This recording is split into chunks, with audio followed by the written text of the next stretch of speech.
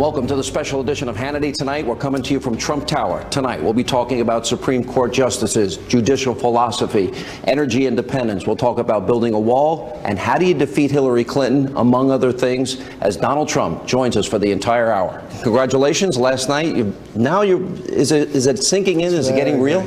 Well, we're very, very close. We're very close to the delegates, and the thing that makes me most happy in the history of the Republican Party, nobody has ever gotten this many votes. So, you still have a lot of states to go. And we have a lot to go. So it's been such an honor. It's been a lot of fun. It must be because I do your show. I think it's a big part of it. That's what I have a feeling. I may agree with you on that part. I have a feeling. Today was a very big day. You have a list of names. I do. And you had talked to me for a while now about releasing these names. Your judicial philosophy. You said you wanted originalists. You said you wanted people like Antonin Scalia and Clarence Thomas on the Supreme Court. It's true. Tell us about this list of names. Well, I've been having a lot of feedback from a lot of different people, and I've had, as you know, tremendous endorsements, and I'm a conservative, and I may have different views on different things, and I think I'm extremely conservative, as an example, on trade. But a conservative would say I'm not, because I don't necessarily believe only in free trade. You know what I believe on trade is good deals for the United States. Fair trade. Well, somebody said to me, what is your view on trade? I said, my view is good deals for the United States. It's a very simple view. And if you can call it conservative, call it whatever you want. But so with the judges, they were saying, well, what happens if he appoints the wrong judges? And what we did, and I just have it, we just took a list of judges, and I thought what I would do is put this forward, and this would be the list that I would either choose from or pick people very close in terms of the spirit and the meaning of what they represent. And of course, Justice Scalia is mentioned in here as right up front as being just one of our great judges and one of our great justices. And I came up with a list. The Federalist Society was very much involved. Various people were involved. As you know, Jeff Sessions is, to me, somebody that I have great respect for. It's gotten very good reviews from its immediate release. It's gotten great reviews. The people that have seen it have given it. So if you want, I will do it now. If you'd like me to read them, I can read them. I hope your people aren't going to fall asleep as I read them. No, only take a second. But these are highly respected conservative people. Again, Federalist Society and others with the input. Stephen Colaton of Iowa, a man who is really an amazing person. Allison Ide of Colorado. Raymond Gruender, and Raymond is from Missouri. Thomas Hardiman of Pennsylvania. Raymond Kethledge of Michigan. Joan Larson, also of Michigan, where I think I'm going to do very well, by the way, in the general election. I think we're going to do very well. Thomas Lee of Utah. William Pryor. By the way, Thomas Lee of Utah is related to Mike Lee. Brother. Right. And Mike Lee's a great guy, and his brother is highly respected. William H. Pryor of Alabama. David Strauss of somebody that a friend of mine who's a great lawyer said this is a fantastic man. David Strauss of Minnesota. Diane Sykes of Wisconsin.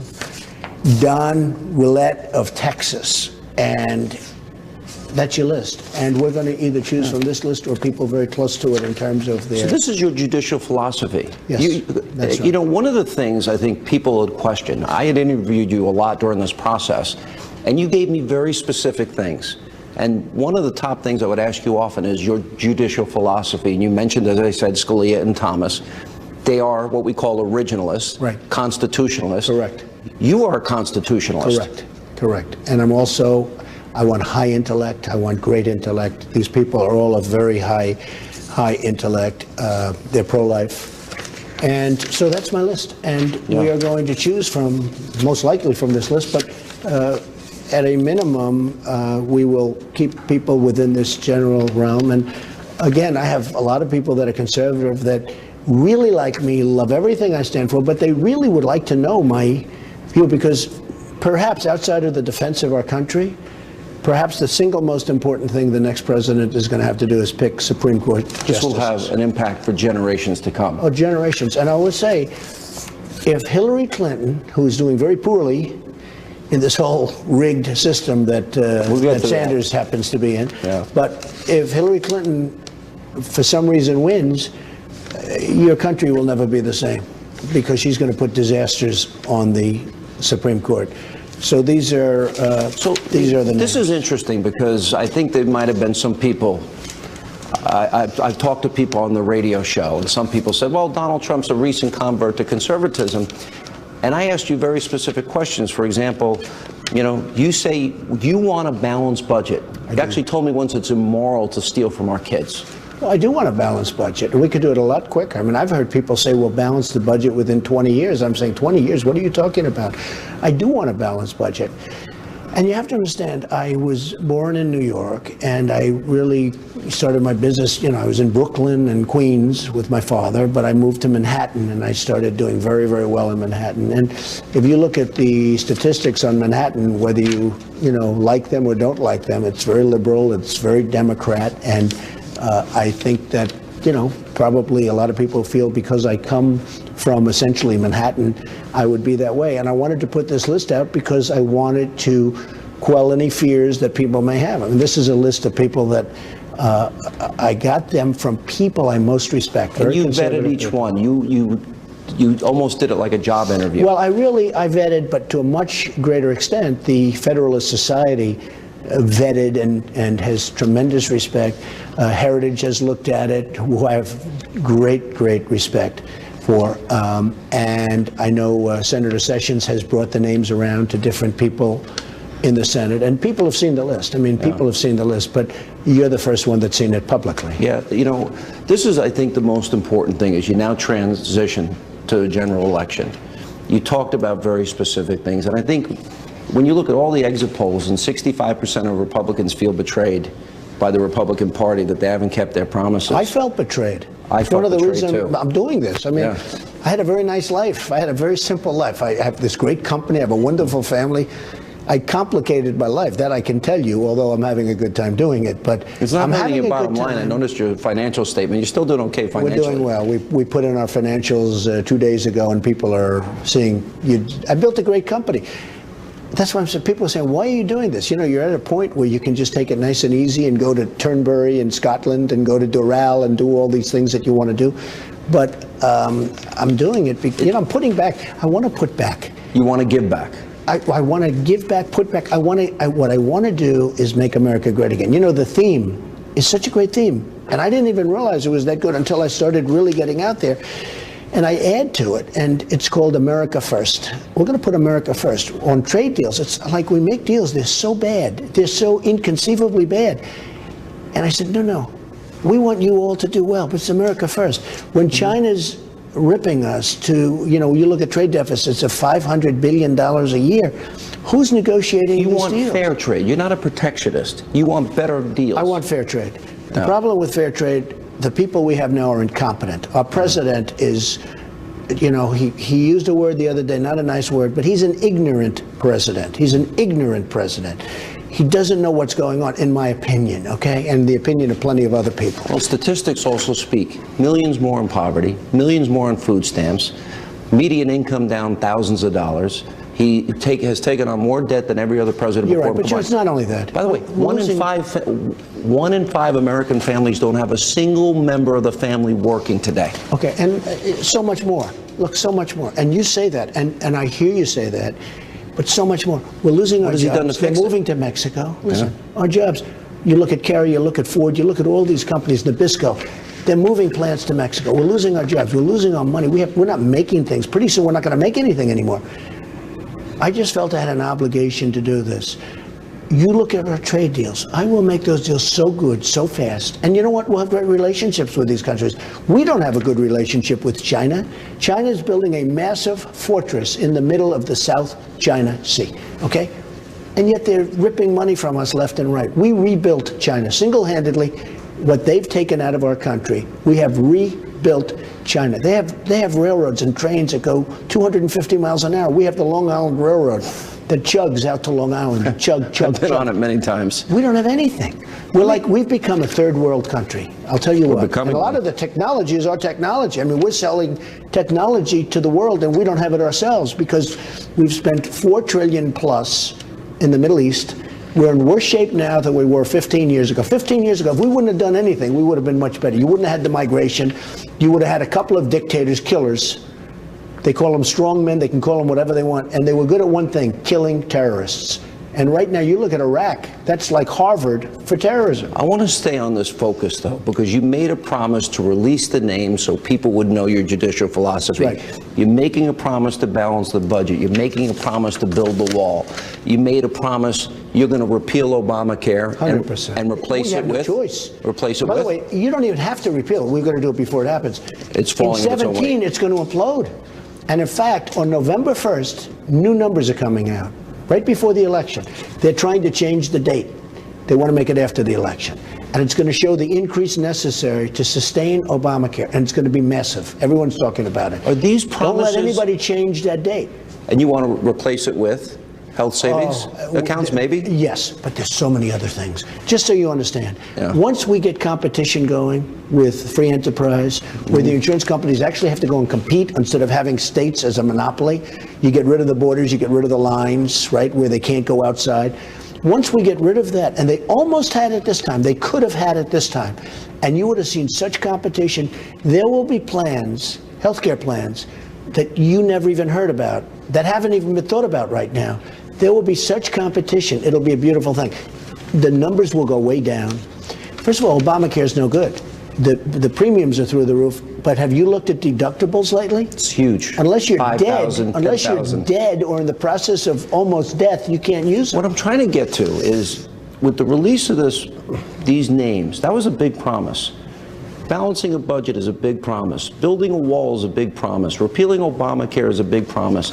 I understand you're giving a speech next week on energy independence. Right. That's a big promise. In North Dakota. Building our military, taking care of our vets, those are big promises. Ending Common Core.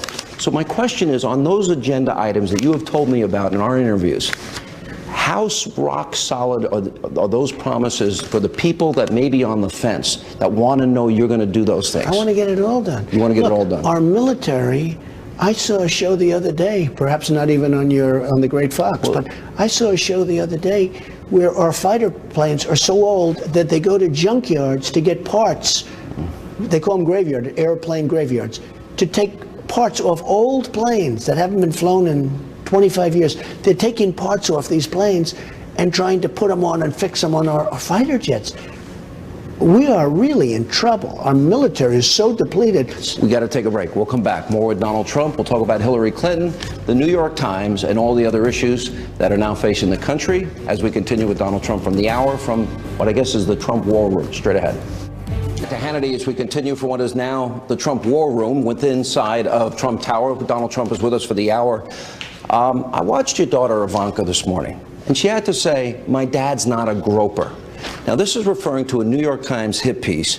I have in the last 3 days interviewed 3 people that know you well, 2 that were featured prominently in that piece. We have Roanne Brewer-Lane, Carrie Prejean, and a woman that actually came from war-torn Bosnia that worked for you and was a vice president for you, Sonata Adzom. Right. 3 women. They were absolutely livid at the New York Times piece. We now discovered that this particular writer had been tweeting negative things about you. This is supposed to be the paper of record, 20 pages, and it's now been completely debunked. Does that anger you? Well, first of all, I have to thank those women, Roanne and Carrie and all of them, because they were written about, and they were the girl from furious. Utah too. And usually, and the girl from Utah is just they said I kissed her on the lip, and I guess in front of her parents, with thousands of people, and now she's come out and said this is crazy. By the way, it's not like the worst things, okay? You look at what Clinton's gone through with all of the problems and all of the things that he's done. But it was so, to read this piece on the front page of the New York Times, which was, I think, their most read story in the last year, according to what they say, and to have these young women come out and say that didn't happen. That's not what we said. That's not what it was the intent. And I was so furious that that's true, because there's nobody that respects women more than I do, Sean. You know that. And I treat women with respect, and we all have fun, we all have good times, we say, and I'm also in the entertainment business and certain things. As an example, they have me making a statement about we're going to essentially stop them, or we're going to say something very nasty. I was talking about either China or Mexico. I was talking about one of the countries because they've been ripping us off. That was their punchline for this commercial, this phony commercial, paid for by Wall Street, by the way, I have to tell you, paid for out of a super PAC. And they put a commercial on about the women. They're going to spend $130 million. Oh, yeah. But just so you understand, the main punchline wasn't about women. So they put it in like it was about women, you know, with a blank. They put it in like it was about women. Now I guess they have to do a retraction. These are dishonest people. These are really dishonest people. Nobody respects women. Are you demanding a more than retraction from the New York Times? We are already talking to the New York Times. The New York Times is very upset because it turned out to be a total con job. The piece was a con job. And, you know, it's one thing, it's inside the paper, because that happens to me all the time, especially with the Times, and frankly, I could mention plenty of others. But, you know, if you're a Republican conservative, it's very, very hard to get good press. That I can tell you. You are. I speak from experience. Shunned. No, I'm telling you, it's really unfair. But this was a con job. But just think of it. These women, instead of just saying, oh, that's too bad, who cares? They were incensed that they were portrayed the way they were portrayed. And all of them got up and said, we respect Donald Trump, we really like Donald Trump. He did absolutely nothing wrong. And they're writing. Now, here's the thing. Anybody reading that story, Sean, they make me look bad. But Carrie and particularly Roanne both said they purposefully manipulated what they were saying, and that they did it on purpose because they had said just the opposite. I thought it was so amazing because I saw Carrie on your show, and Roanne has been all over. And I didn't speak to her specifically, okay, because I didn't think it would be good if I called her to thank her. I didn't want to do that and let this go by, and I will absolutely. But I will tell you, to think what they did, they put themselves out on the line to do this for me. And I haven't spoken to them in many years. So I just have such respect for them. But it just shows you, I'll tell you, it's been a disaster for the New York Times. Because the New York Times is a whole big con job. But this is going to be the campaign. The Clintons are known for being very dirty. But the good thing about this sets the table. You know, this sort of sets the stage. People have seen this. People have seen Carrie. They've seen Roanne. They've seen others now that are coming forward that were mentioned in that story, which frankly wasn't even that bad, if you want to know the truth. It's not like, I hope that people that haven't read it. It was 20 pages printed. No, but I mean, in one case, I don't know, it's like minor stuff. I said to one of the women, I said, don't eat, you shouldn't have a piece of candy. Okay, that was... I tell my kids that all the time. How do you compare that against Clinton, okay, what Clinton's done? What about what Clinton's done? How big an issue should that be in the campaign? For example, I looked at the New York Times. Are they going to interview Juanita Broderick? Are they going to interview Paula Jones? Are they going to interview Kathleen Willey? In one case, it's about exposure. In another case, it's about groping and fondling and touching against a woman's will. And rape. And rape. And big settlements, massive settlements. $850,000 for Paula Jones. Lots of other things. And impeachment for lying. Smearing, besmirchment of women. And losing your law license. You know, he lost his law license, okay? Couldn't practice law. And you don't read about this on Clinton. Let me ask you. Now, the New York Times, and if you look at Stephanopoulos, these are like the pipe organs for Hillary Clinton. Stephanopoulos, I get on a show the other day. It started, I couldn't believe it, and I actually said to him, look, obviously you're representing your, you know, he gave a lot of money to the foundation, he did a lot of, he never told anybody, but you look at some of the people, the dishonesty. I'll tell you what, I'm in a pretty tough business, real estate. I meet some tough people, but I have never seen lies and deception like I see in not only with the people and not only with the politicians, but when you're in politics, it is a deceiving, it's really a pretty rough profession. And I will say this, the political press, worse than anything else, is the political press, the dishonesty. Exit question, would you consider suing them? Well, they're talking to us right now, so we'll see what happens. But they know. I think the Times actually, look, they got caught in a very bad situation. When we come back, we'll continue from Trump Tower and the Trump war room, political war room. It's Hannity on the road, Donald Trump for the full hour. We'll continue. We'll talk about Hillary Clinton when we come back. I don't know what happened to her, how she says a thing like that, but she said, we're going to put the miners and the mines out of business. And then she goes into West Virginia and she gets killed. She gets actually... And she got half the delegates. And she got half the delegates. I saw that. She got like almost half the delegates, or maybe half the delegates. And if you add the supers on, it's more than that. So it's a rigged system, and I'm no fan of Bernie, but I will tell you, he is not being treated fairly. You're going to give this speech on energy. I think energy independence is a key to jobs, and I don't want to be dependent on countries that hate our guts for oil. 100%. Is it going to be coal, fracking, It's going to be coal, it's going drilling, to be fracking, it's going to nuclear? be drilling, it's going to be everything. It's going All to the be above. everything. It's going to be everything. All right, let me ask you this question. Obama's been taking shots at you. Took a shot in the commencement speech this weekend. What do you say back to him in terms of the job that he's done, in your opinion? You know, it's interesting. I have somebody that knows him very well. And 4 years ago, I was thinking about running. And my friend said he was obsessed with Donald Trump running, that he thought it was going to be, he just was obsessed with the fact that Trump, and ultimately I decided not to do it, and I decided to do it this time. I don't know if that was a good decision or a bad decision. I think it was actually, I think we're going to do great this time. I think I would have beaten him last time, frankly, had I decided to run. But he is now, I'm definitely on his mind. I mean, every time he speaks, he mentions my name, which is an honor. I think it's probably not a bad thing. Let me go to Hillary. She keeps saying, I know you released your financial statements again. She wants your tax returns. Yeah. You have talked about her connection to Wall Street and big banks. She has given speeches where she has made in 1 hour more than what Americans, the average American, will make in 5 years economically. She won't release her speeches. Well, they just announced they made like $7 million just now, just for making some speeches. Look, first, my tax return. I'm under a very routine audit, and you saw my tax returns. If you put them on the floor, they're up to here. Very complicated, but a routine audit. And I have for 15 years I've been audited. It's very unfair. I mean, I'll be honest. It's because I have very rich friends that never got audited. So, and I hope it's going to be before the election. I want to do it, but no lawyer. In fact, I was interviewed by Greta, who you know very well. She's a lawyer. She's supposed to be a very good lawyer. She said, well, I happen to agree. There's no way anybody that's under audit, routine audits is standard with the IRS, but there's no way that anybody under audit could release them until the audit's finished. Greta said that. Here's the thing.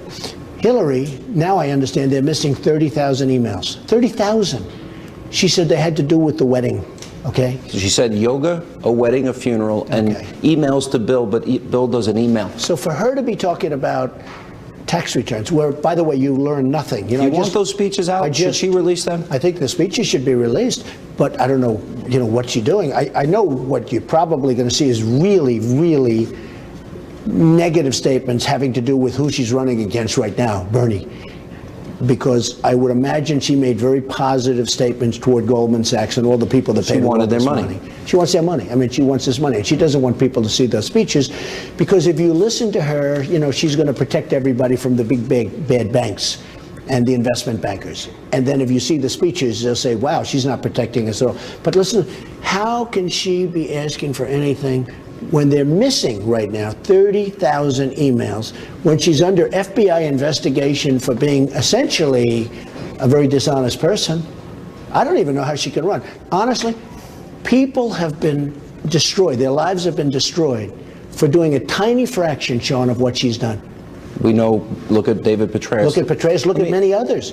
And it looks, by the way, it looks like she's being protected by the Democrats. I mean, it looks like she's being totally protected. I don't know when this is ever going to end. This is the longest investigation ever. Let me ask you about Mitt Romney, Ben Sasse, Bill Kristol, and then to a lesser extent, Jeb Bush and Lindsey Graham, who didn't keep their promise to support the nominee.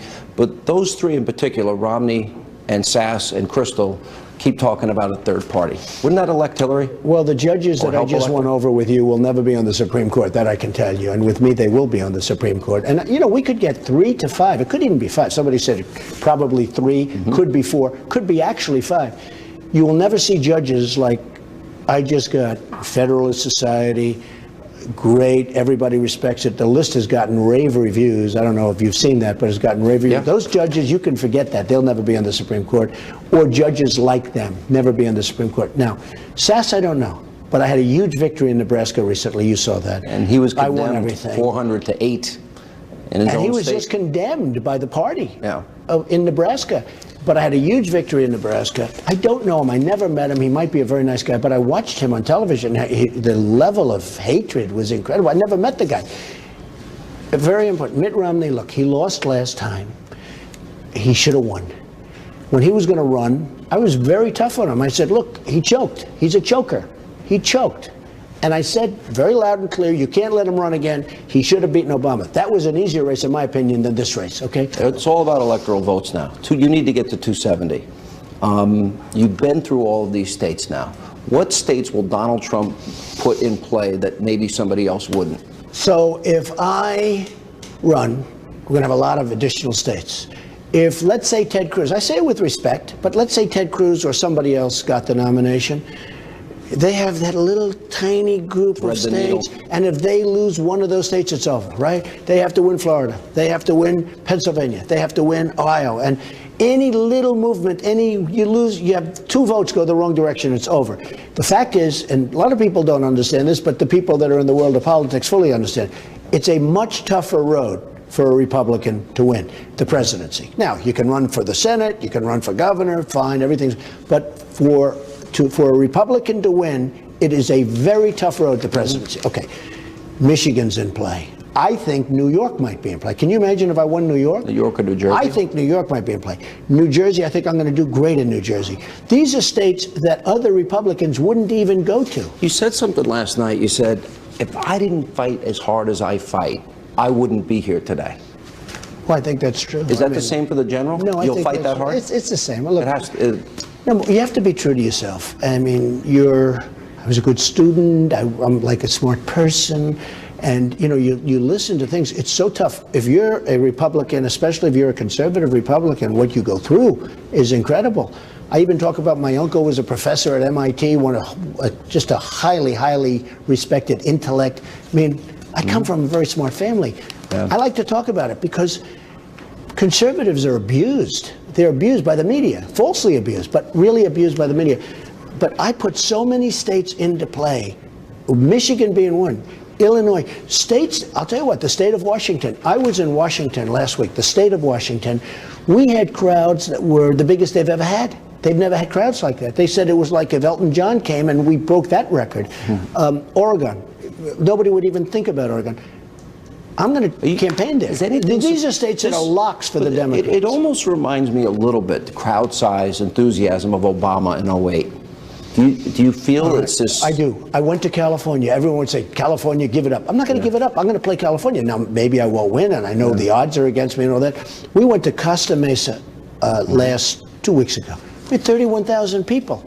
It was a record for this incredible amphitheater. I saw that. Yeah. We had 31,000 people. Nobody's ever seen anything like that. We got to take a break, though. Good. I'll hold you right there. We'll come back more with Donald Trump as we continue from Trump Tower. It's Hannity on the road in the Trump War Room. And when we come back, we'll talk about potential cabinet members, VP, and much more. Straight ahead.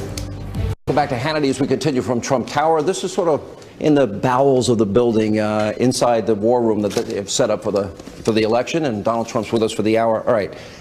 Everyone's wondering who's on Donald Trump's short list for VP. You got to give us a hint. Give us something. Look, I have 5 or 6 people I really like, I respect. I've gotten along with them. I think it's very important that we get along, but I don't want to mention any names. It's too soon. I'm going to announce, in terms of vice president, we'll announce at the convention. I really hope to be able to keep it secret. I know you'll be calling every day trying to find out. That's my job. But that's your job. And you do it well. But I really have a group of great Is there people. 1 or 2 that really are in your mind Or now? 3, maybe. Maybe 3 that are really up there. That I really think. And you want somebody that's, you said, connected to Washington? I want probably, and we have a couple of other alternatives, but I want somebody ideally who's very political, who's very strong with getting legislation passed. I'll do great with our trade deals and with our business and with all of that, and we're going to make our country rich again, and we're going to make our country strong again. But I want somebody that can deal with Congress, can deal with the Senate, can deal with our Congress people so that we can get something passed. You know, Obama signs his executive orders all day long because he can't get along with anybody. It's not the way it's supposed to work, as you understand. You know, you're not a conventional candidate. This has not been a conventional campaign in any way. I asked you the last time you were on about a potential team of rivals. Look at the people that are supporting you. Rudy Giuliani, Chris Christie, Newt Gingrich, Ben Carson, Rick Perry endorsed you on my show, Bobby Jindal, Jan Brewer. What about announcing some other positions? Secretary of State, Secretary of Defense, We may do Homeland that, and Security. and some of the people on that list, not all of the people, but some of the people on that list I really like, and I think will be fantastic when given the right. I mean, I've seen Rudy. Rudy's been a fan for a long time. Newt has been incredible. I just spoke to Newt actually about something, and he has great ideas. I'll tell you what, there's no lack of ideas coming out of Newt Gingrich. They come 24/7. He's a great guy. Let me go through the scandals, because you said about Hillary, she's totally controlled by Wall Street. You've got the Clinton Global Initiative, literally, they're funneling money to a friend. That broke. You obviously have the email server scandal. You've got the Benghazi scandal. You have the abuse of women scandal. She said that she is going to appoint Bill Clinton to run the economy. Isn't that the job of the president? First of all, Bill Clinton is the one that signed NAFTA. In the history of our country, that's been the worst trade deal ever. Isn't that her job? What that has done to this country, that has cleaned out our factories. I mean, I go, hey, look, I've just gone through New York. We won in landslides, New York and Maryland and Pennsylvania and Connecticut and all of these places. And I've toured them because, you know, I wanted their votes and they were all great. They have been cleaned out, 50% down with manufacturing, almost every one of them, 45 to 50% down. These companies have moved to Mexico. They've moved to different places. NAFTA is a disaster. It was Bill Clinton's deal. He's the one that signed it. And for him to be involved with the economy is a joke, okay? Yeah. It's a joke. Now, people didn't see the effects until later because NAFTA took effect a little bit later after he was gone. NAFTA is probably the worst, one of the worst deals we've ever signed in this country from the standpoint of economic development or jobs. It seems like she almost wants to run with him. But let me ask a more important question. The Clinton Foundation, beyond funneling money to a friend labeled by the Secret Service Energizer, special friend of Bill's, but a more important issue. You talk about abuse of women. You've talked about their personal lives. You talked about the smear, slander, besmirchment. Here's a bigger question. The Clinton Foundation took all this money from Saudi Arabia. Saudi Arabia doesn't let women drive. They can't vote. They can't go out in public without a male relative. They have to get permission to go to school or work, and women are told what to wear. Now, I've never been able to find a quote of Hillary. The Clinton Foundation took millions from the Saudis, of her criticizing the mistreatment of women there. But you have other cases, and you have many other cases in there, and you know, they talk about women and the abuse of women, and forget about abuse by him directly. Look at what's going on, and look at who gave them a lot of their money. So, and what did all of these, and here's the big question, what did all of these places where they give millions of dollars for speeches, what did they get?